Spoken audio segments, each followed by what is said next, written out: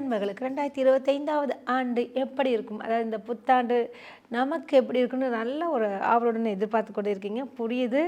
ஏன்னா, அவங்களுக்கு இந்த 7:30 சனி எப்பதான் விடுது? இந்த முறையாவது எப்படி இருக்கும்? அப்படின்ற மாரி ரொம்ப கவலைக்கிடமாகவே இருப்பீங்க. அதுவும் குறிப்பாக தொழில் சம்மந்தப்பட்ட விஷயத்துல நல்ல ஒரு டென்ஷனோட இருந்திருப்பீங்க. ஏன்னா, உத்தியோகஸ்தர்களுக்கும் சரி, வியாபாரிகளுக்கும் சரி பார்த்தீங்கன்னா, நிச்சயமாக அந்தந்த இடத்துல வந்து உங்களுக்கு பல சிக்கல்கள் வந்திருக்கும்.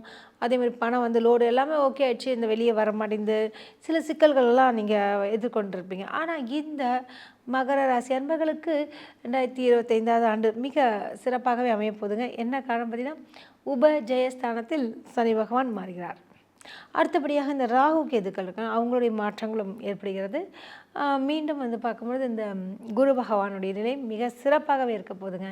எங்கேருந்து எங்கே போகிறாங்க அப்படின்னு பார்க்கும்பொழுது இந்த குரு பகவானுடைய நிலை வந்து பார்த்திங்கன்னா 6வது இடம் என்று சொல்லக்கூடிய உபஜயஸ்தானத்திற்கு குரு பகவான் மாறுவார். இதனால் என்ன பலன்கள் போது நிறைய விஷயங்கள் நல்லது. ஏன்னா 12வது அதிபதி, அதாவது மகர ராசி என்பவர்களுக்கு விரையாதிபதி போய் 6ல் மறையிறது விபரீத ராஜயோகத்தை கொண்டு வரும் என்று சொல்லலாம். அதே நேரத்தில் மகர ராசி அன்பர்களுக்கு என்ன மாதிரியான பிரச்சனைகளும் வரும் அப்படின்னு பார்க்கும்போது கை கால் வலி வரும், வயிறு உபாதைகள் நிச்சயமாக வருவதற்கு சாத்தியக்கூறுகள் உண்டு. உணவு விஷயத்தில் மிகவும் எச்சரிக்கை தேவை மகர ராசி அன்பர்கள்.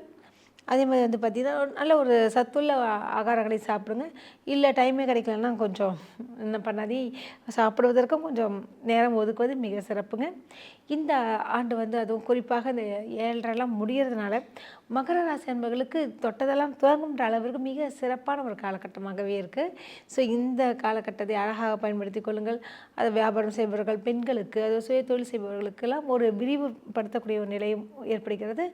மற்றும் மாணவ மாணவிகளுக்கெல்லாம் பார்த்தீங்கன்னா நல்ல ஒரு நினைவாற்றல்லாம் உங்களுக்கு ஏற்படக்கூடிய ஒரு காலகட்டம் என்று சொல்லி பார்த்தால் 2025வது ஆண்டு மிக சிறப்பாகவே இருக்குங்க. மகர ராசி அன்பர்களுக்கு ஐடி லைனில் இருக்கவங்களுக்கு கூட பார்த்திங்கன்னா ரொம்ப ஒரு நல்ல டெவலப்மெண்ட்ஸ் நிச்சயமாக உண்டாகும். நீங்கள் செய்ய வேண்டியது என்ன பார்த்தீங்கன்னா, அவங்க தான் 7:30 முடிஞ்சிருச்சு, இன்னும் என்ன செய்கிறது அப்படின்றது கேட்குறது புரியுது. ஆனால் அவங்க வந்து இந்த குரு பகவான் 6வது இடத்துல வந்ததுனால நீங்கள் செய்ய வேண்டிய ஒரு காரியம் என்னவென்றால், இந்த கொண்ட கடலை இருக்கு இல்லையா, அதை வந்து 108 கவுண்ட் பண்ணிக்கிங்க. முடிந்தால் வந்து அது 108 கவுண்ட் பண்ணி கையில் வச்சுட்டு கூட ஸ்லோகங்கள் சொல்லுவாங்க இல்லையா, குருவோட மந்திரங்கள், காயத்ரி மந்திரம்லாம் இருக்குது. அதெல்லாம் நீங்கள் படிக்கும்பொழுது அந்த 108 இது கவுண்ட் பண்ணுறதுக்கு அந்த கொண்டக்கடலை நீங்கள் பயன்படுத்திக்கலாம்.